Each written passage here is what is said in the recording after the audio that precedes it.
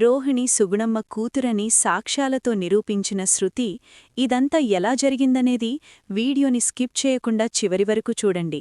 గుండెనిండా గుడిగంటలు సీరియల్లో ఏం జరగబోతుందో రాబోయే ఎపిసోడ్స్లో ముందుగా తెలుసుకోవాలి అనుకుంటే వీడియోని లైక్ చేసి ఛానల్ని సబ్స్క్రైబ్ చేసుకుని పక్కనే ఉన్న బెల్ సింబల్లో ఆల్ పై క్లిక్ చేయండి. మొత్తం మీరు చూసుకున్నట్లయితే ఇంకా శృతి ఎంత వద్దని చెప్తున్నాగాని రవి చాలా కోపంగా వెళ్ళిపోతాడు. అప్పటికే ప్రభావతి మీనా మీద బాలు మీద విరుచుకుపడేసరికి బాలు అయితే సైలెంట్గా ఊరుకున్నా మీనా మాత్రం అస్సలు ఊరుకోదు.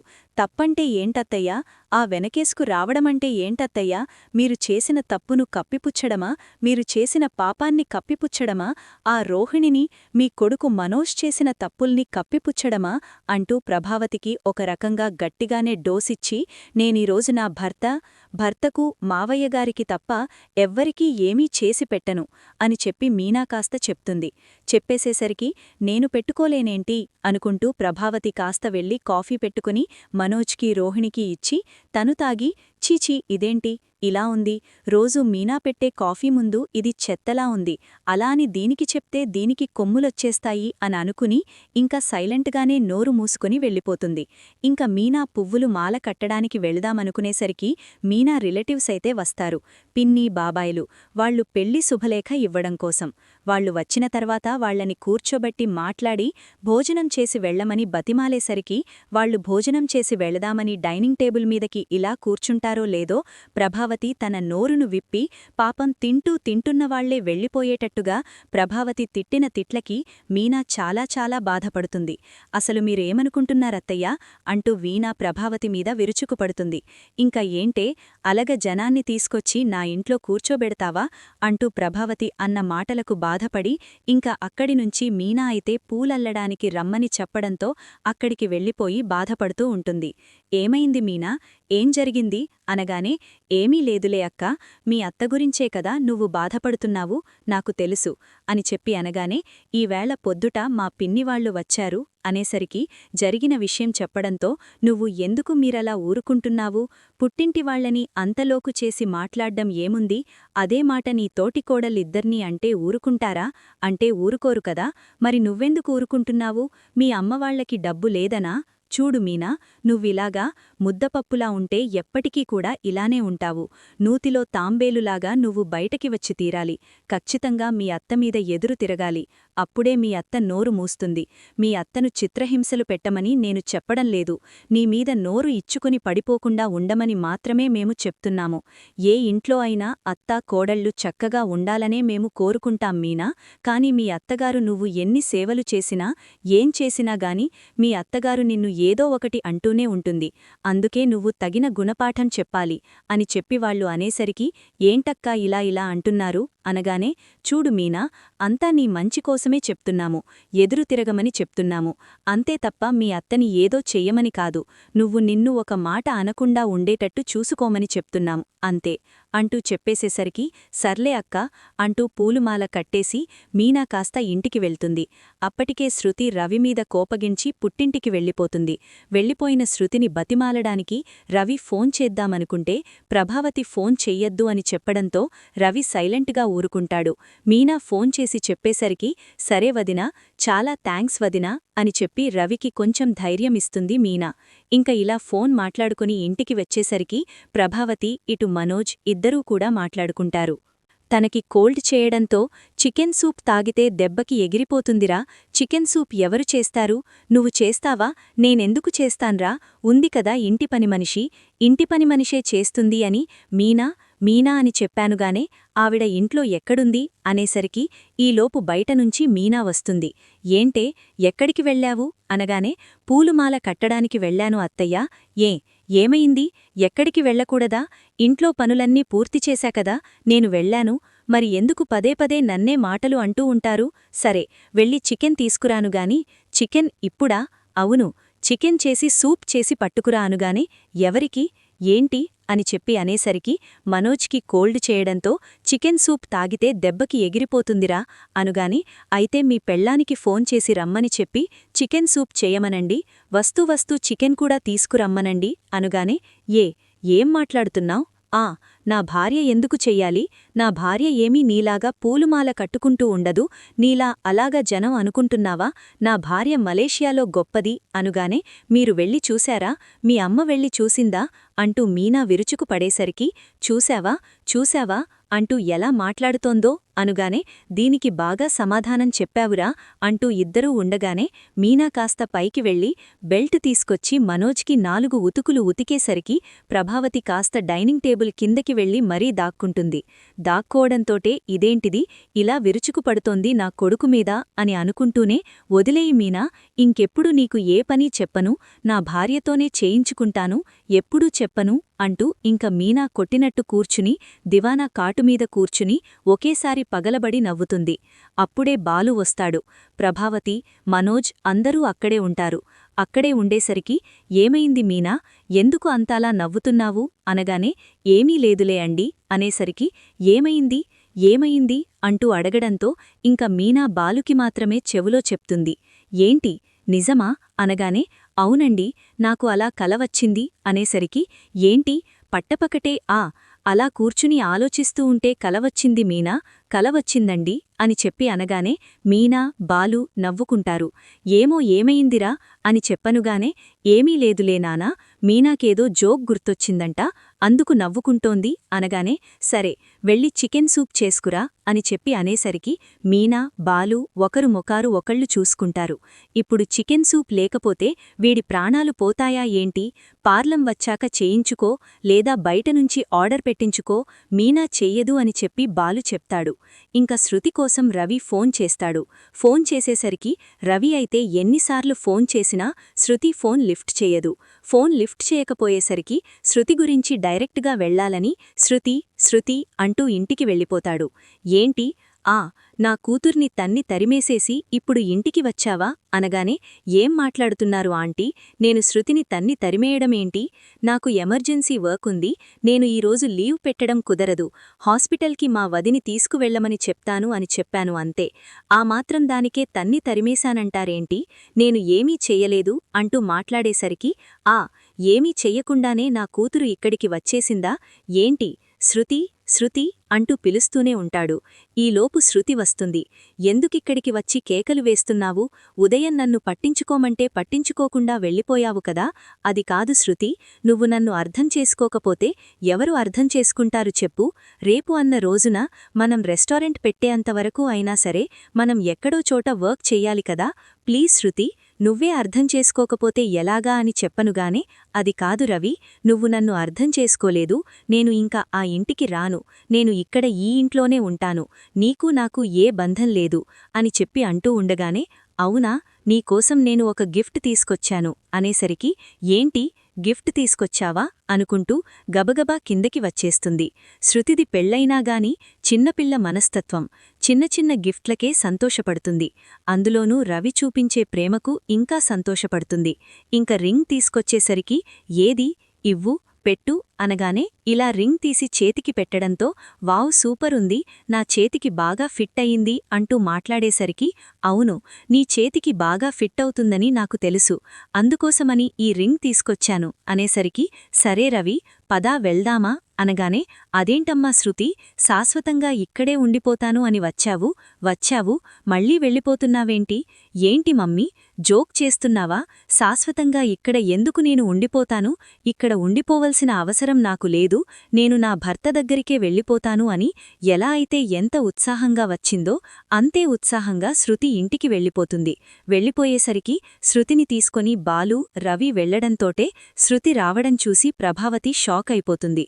ఇదేంటి పిల్ల ఒక వారం రోజులైనా ప్రశాంతంగా ఉందామనుకుంటే గోడకు కొట్టిన బంతిలా ఉదయం వెళ్లి సాయంత్రంకల్లా తిరిగి వచ్చేసింది. వీడు వెళ్లి బ్రతిమాలు తీసుకొచ్చేశాడేమో అనుకుంటూ ఏంటి అప్పుడే పుట్టింటికి వెళ్ళి పుట్టింటినుంచొచ్చేశావా అని చెప్పి ప్రభావతి శృతిని అడుగుతుంది. ఏ ఆంటీ, నేను రావడం మీకిష్టం లేదా? నేనుంటే మీరిబ్బందిగా ఫీలవుతున్నారా అని శృతి ప్రభావతికి డైలాగ్ వేసేసరికి అది కాదమ్మా, కోపంగా వెళ్ళిపోయావు కదా, అప్పుడే మా రవి మీద కోపం తగ్గిపోయిందా అని. రవి మీద కోపం తగ్గకుండా ఎందుకుంటుంది? రవి నాకు గిఫ్ట్ ఇచ్చాడు కదా. ఏంటి రవి నీకు గిఫ్ట్ ఇచ్చాడా? ఏం గిఫ్ట్ ఇచ్చాడు? ఇదిగో ఈ డైమండ్ రింగ్ గిఫ్ట్గా ఇచ్చాడు నాకు, అందుకే రవి మీద కోపం పోయింది అని చెప్పి మాట్లాడేసరికి ఇంకా ఏం మాట్లాడుతున్నావు శృతి అని చెప్పి అనగానే ఏమీ లేదు, సరే నేను గదిలోకి వెళ్ళి రెస్ట్ తీసుకుంటాను అని చెప్పి ఇద్దరూ కూడా వెళ్ళిపోతారు. వీడు దీనికి మాయలో బాగా పడిపోయాడు. వీడికి నేను చెప్తూనే ఉన్నాను, వెళ్ళొద్దురా తీసుకురావద్దురా అని. నా మాట విన్నాడా వీడు మోమోలోడు కాదు. పెళ్ళం మాట అంటే జవదాటడు. పెళ్ళం గురించి పెళ్ళం పిచ్చోళ్ల వెనకాలే తిరుగుతూ ఉంటాడు అని చెప్పి ఇంక ప్రభావతి కాస్త అనుకుంటూ ఉండేసరికి, ఏంటత్తయ్యా, రవి శృతి కలవకూడదని మీరు కోరుకున్నారా ఏంటి? రవి శృతిని తీసుకొచ్చాడని తెగ బాధపడిపోతున్నారు అంటూ మాట్లాడేసరికి, నేనెందుకలా కోరుకుంటాను? నాకు తెలుసత్తయ్యా, ఉదయం మీరు రవికి ఫోన్ చేసి శృతిని తీసుకురావద్దు, వెళ్ళొద్దు అని చెప్పారు. కాని చాలా తప్పత్తయ్యా. అదే విషయం శృతికి తెలిసిందనుకోండి, మిమ్మల్ని మామూలుగా వదిలిపెడుతుందనుకుంటున్నారా? శృతి రవిని, నన్ను విడతీయడానికి చూస్తారా అంటూ మీమీద విరుచుకుపడుతుంది. అది మీరు గుర్తు తెచ్చుకోవట్లేదు అనగాని, సర్లే వెళ్ళి టీ పెట్టు అనగానే, ఎవరిటి? అలని పెట్టుకోమని చెప్పాను కదా అత్తయ్య అనుకుంటూ మీనా కాస్త వెళ్ళిపోతుంది. ఇంక రోజూ సాయంత్రం అందరూ కూడా హాల్లో ఉండగా రోహిణి తెగగొప్పలు చెప్తుంది. ఏంటి మీనా, అత్తయ్య మీద కేకలేస్తున్నావంట? శృతి కూడా అత్తయ్య అడుగుతున్న సమాధానం చెప్పకుండా వెళ్ళిపోతుందంట. ఏంటత్తయ్యా, అంటే మీలో ఎవరికీ గౌరవం లేదా? అత్తయ్యని గౌరవించాలనేది తెలీదా? ఎంత తల్లిలా మనల్ని చూసినంత మాత్రాన మనం ఆ మాత్రం ధ్యాస పెట్టకూడదా ఏంటి అనగాని, ఏంటి రోహిణి, రావడంతోటే ఆంటీ గురించి తెగ పొగిడేస్తున్నావు. నీకేమైనా ఆంటీతో అవసరముందా ఏంటి? అందుకోసమనిలా పొగుడుతున్నావా ఏంటి అని చెప్పానుగాని, ఏం మాట్లాడుతున్నావు శృతి? ఆంటీతో నాకేదైనా అవసరముంటే నేను ఆంటీని పొగుడుతానా? చాలా బాగా చెప్తున్నావు. ఆంటీ ఆ మాట వింటే ఎంత బాధపడతారు? ఆంటీ మీద మాత్రం నాకు ప్రేమ లేదా ఏంటి అంటూ రోహిణి మాట్లాడుతుంది.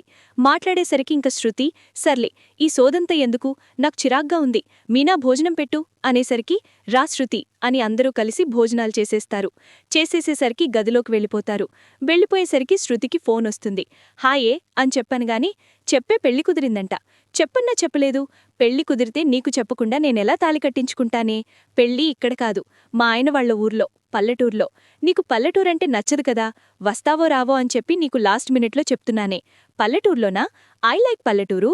ఏంటి శృతి, పెళ్ళయ్యాక మారిపోయావా ఏంటి? లేదే, నేను మా గ్రాన్నీ వాళ్ళింటికెళ్లాను. అదే రవి వాళ్ల నానమ్మ వాళ్ళింటికెళ్లాను. అప్పటి వరకు పల్లెటూరంటే నాకు అస్సలు నచ్చేది కాదు.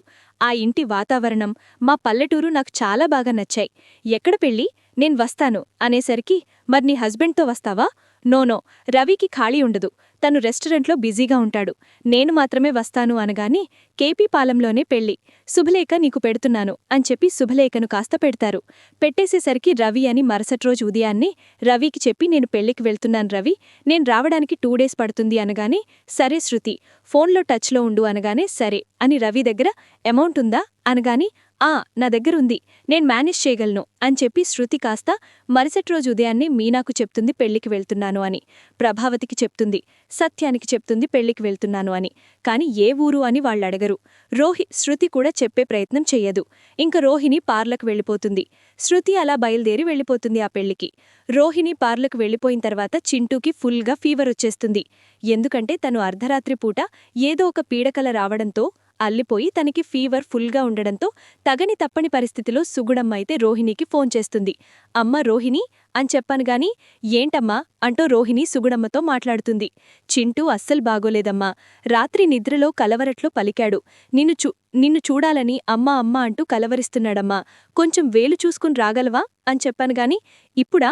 నువ్వు ఈరోజు వస్తే ఈరోజే నీ కొడుకు లేచి కూర్చుంటాడు, రేపొస్తే రేపటి వరకు ఇలాగే జ్వరంతో వణికిపోవాలా అనగాని, సరేనమ్మా అని చెప్పి ఇంక రోహిణి కాస్త బయలుదేరి వస్తుంది. ఇంక శృతి వెళ్ళిపోయింది కదా, అందరితో పాటు జాలీగా కార్లో అందరితో పాటు వెళ్ళిపోయిన తర్వాత, ఏంటే ఇంట్లోనే కూర్చోబెడతావా ఏంటి? మీ వాళ్ళు ఎవరో ఒకళ్ళకి చెప్పి నీకు విడుదలిచ్చారు కదా, ఎవరో ఒకళ్ళతో మాకు పంపించి ఊరంతా చూపించవే అని చెప్పానుగాని, కుండు, నేనాయనకి ఫోన్ చేసి ఎవరో ఒకళ్ళని పంపించమని చెప్తాను అనేసరికి పెళ్లికొడుక్కి ఫోన్ చేసి ఎవరో ఒకళ్ళని పంపిస్తారు. పంపించేసరికి ఇంక అతను మొత్తం ఊరంతా తిప్పుతూ చూపిస్తూ ఉంటాడు. అప్పుడే రోహిణి ఇంటికొస్తుంది. రోహిణి ఇంటికి రావడంతోటి రోహిణిని చూస్తుంది శృతి అయితే. ఇదేంటి, రోహిణి ఇక్కడుంది, ఇక్కడ రోహిణికి సంబంధించిన వాళ్ళు ఎవరున్నారు? అయినా రోహిణీది మలేషియా కదా, మలేషియాలోనే కదా వాళ్ళంతా ఉంటారు, మరి రోహిణి ఇక్కడికెందుకొచ్చింది అనుకుంటూ అలా చూస్తూ ఉంటాడు.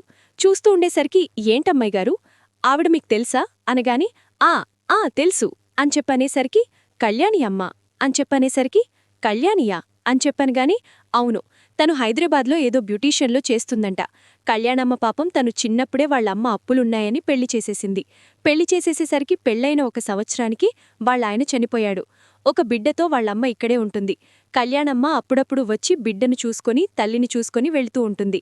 బాబుకి ఒంట్లో బాగోలేదని నిన్నెప్పుడో సుగుణమ్మ పిన్ని చెప్పింది, అందుకే వచ్చి ఉంటుంది అని చెప్పనేసరికి, అంటే ఆ పిల్లోడు ఆ కళ్యాణి కొడుకా అని చెప్పానుగాని, అవును తన కొడుకే అని చెప్పనేసరికి ఒక్కసారిగా శృతికి షాక్ కొట్టినంత పనవుతుంది.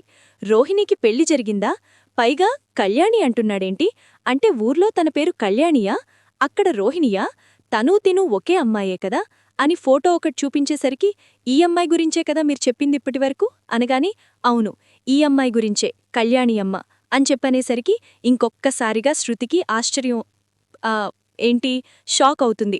అయ్యేసరికి సర్లే అని ఇంక రూమ్కి వెళ్ళిపోయిన తర్వాత కూడా శృతి అదే ఆలోచనలో ఉంటుంది. అదే ఆలోచనలో ఉండేసరికి, ఏంటే ఏమైందే అని చెప్పనుగాని, ఏమీ లేదు అని చెప్పి, అతనొకసారి ఇందాకొచ్చాడు కదా అతన్నొకసారి పిలుస్తావా అని చెప్పానుగానే, ఉండు పంపించమని చెప్తాను అని వెంటనే మళ్ళీ పెళ్ళికొడుక్కి ఫోన్ చేయడంతో అతన్ని పంపిస్తారు. ఏంటమ్మా అనగాని, ఇందాక నువ్వు చెప్పావే కళ్యాణి అమ్మ అని, ఆ ఇంటికొకసారి తీసుకువెళ్ళవా? ఈ స్ట్రీట్లో అవి నాకు తెలీదు అనేసరికి సరే అని అక్కడికి వెళ్తారు. వెళ్లేసరికి ఇంక సుగుణమ్మను మామూలుగా అడగదు రోహిణి. శృతి చాలా బెదిరించినట్టు అడుగుతుంది. మీరు అబద్ధం చెప్తే మాత్రం నేనస్సలు ఊరుకోను. రోహిణికి మీకున్న సంబంధమేంటి? తన పేరు కళ్యాణి అని నేను విన్నాను. తన పేరు కళ్యాణియా రోహిణియా అంటూ మాట్లాడి ఇలా వెనక్కి తిరగడంతో వీళ్ల ముగ్గురిది గ్రూప్ ఫోటో అక్కడ కనిపిస్తుంది. కనిపించడంతోటే ఒక్కసారిగా షాక్ అయిపోతుంది శృతి అయితే. ఓహో క్లారిటీ వచ్చింది. అంటే శృతి, నేను విన్నది నిజమే అనమాట. రోహిణి మీ అమ్మాయి కొడుకే చింటూ. తనకు ముందే పెళ్లి జరిగింది. Wow super! ఎన్ని అబద్ధాలు చెప్పింది, ఎంత మోసం చేసింది. అంటే మలేషియా అది ఇది అని చెప్పిందంతా కూడా అబద్ధమే అన్నమాట. తను మలేషియాలో ఉన్నది అబద్ధం, మలేషియా అని చెప్పింది అబద్ధమే. 1 కాదు 2 కాదు, ఆంటీని మోసం చేసి చాలా అబద్ధాలే చెప్పిందే శృతి. సూపర్గా రోహిణి అన్ని అబద్ధాలు భలే కట్టుకథల్లా చెప్పింది. పాపం అని చెప్పి అక్కడ్నించి, అమ్మా అని చెప్పనుగాని, మీరేం చెప్పినా నేను వినను. ఆల్రెడీ నాకు నిజం తెలిసిపోయింది. తను ఇంట్లో చెప్తున్న విషయాలు, తన ఇంట్లో ఇస్తున్న బిల్డప్ చూసి నేను నిజంగా మలేషియా నుంచి వచ్చినదనే అనుకున్నాను. ఇప్పుడు నిజస్వరూపం తెలిసాక నేనెందుకు సైలెంట్గా ఊరుకుంటాను? అస్సలు సైలెంట్గా ఊరుకోను. నిజాన్ని ఖచ్చితంగా బయటపెట్టి తీరుతాను అని చెప్పి ఇంక రోహిణి శృతి అక్కడ్నించి వెళ్ళిపోతుంది. సుగుణమ్మకు నిజం చెప్పాలా వద్దా? రోహిణికి నిజం చెప్తే రోహిణి కంగారు పడుతుంది. చెప్పాలా వద్దా అనుకుంటూనే ఈలోపు చెబదామని ఫోన్ తీసేసరికి చింటూ మళ్ళీ అమ్మా అనేసరికి ఫోన్ పక్కన